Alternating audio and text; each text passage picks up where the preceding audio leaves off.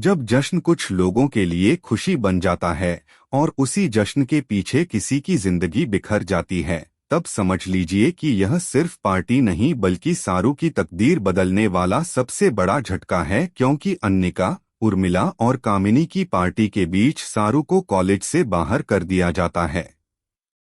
College campus आज रोशनी और शोर से भरा हुआ होता है। हर तरफ सजावट लगी होती है और अन्निका, उर्मिला और कामिनी की पार्टी पूरे कॉलेज में चर्चा का विषय बनी होती है। हंसी, तालियां और जश्न के बीच सारू एक कोने में खड़ी सब कुछ चुपचाप देख रही होती है।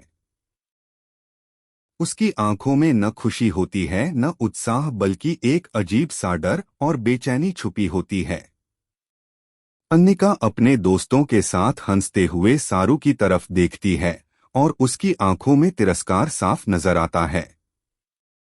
उर्मिला और कामिनी भी जानबूझकर सारू को अनदेखा करती हैं, जैसे वह वहां मौजूद ही न हो। सारू का दिल जोर जोर से धड़कता है। उसे महसूस होता है कि कुछ गलत होने वाला है। तभी कॉलेज का स्टाफ और मैनेजमेंट वहां पहुंचता है और अचानक माहौल बदल जाता है। पार्टी का शोर धीमा पड़ने लगता है और सबकी नजरें सारू पर टिक जाती हैं। कॉलेज अथॉरिटी सारू को बुलाती है और सबके सामने उसे बताया जाता है कि उसके खिलाफ शिकायत आई है और अब उसे कॉलेज से बाहर किया जा रहा है। सारू के पैरों तले जमीन खिसक जाती है। उसे समझ नहीं आता कि यह सब इतनी जल्दी कैसे हो गया। अन्निका, उर्मिला और कामिनी एक दूसरे की तरफ देखकर हल्की मुस्कान देती हैं, जैसे उनका प्लान कामयाब हो गया हो। सारू की आंखों में आंसू भर आते हैं, लेकिन वह खुद को रोने नहीं देती।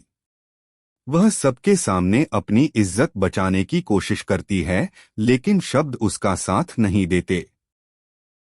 कॉलेज के छात्र खुसर फुसर करने लगते हैं और सारू को ऐसे देखते हैं जैसे उसने कोई बहुत बड़ा गुनाह कर दिया हो।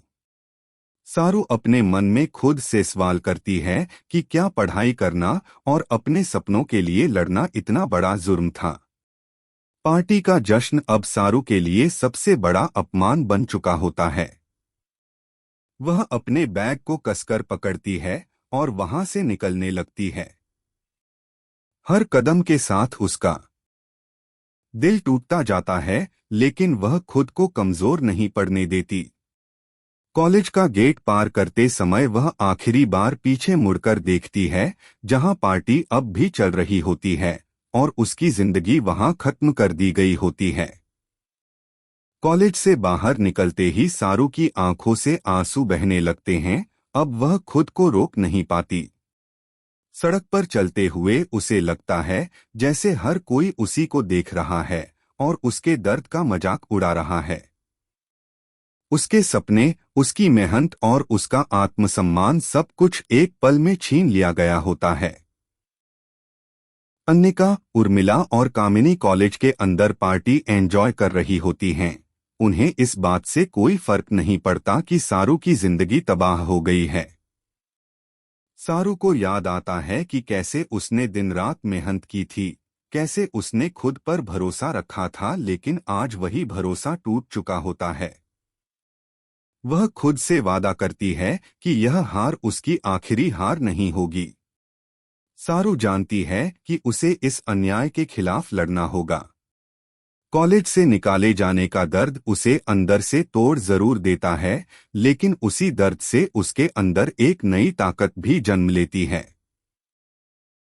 सारू सोचती है कि अन्निका, उर्मिला और कामिनी की सच्चाई एक दिन जरूर सामने आएगी।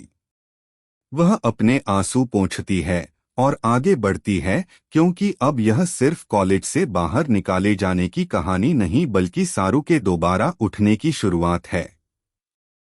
अगर आप जानना चाहते हैं कि सारू कैसे इस ह्यूमिलिएशन का जवाब देगी और क्या कॉलेज में उसकी वापसी होगी, तो वीडियो को लाइक करें, शेयर करें और चैनल को सब्सक्राइब करना बिल्कुल न भूलें।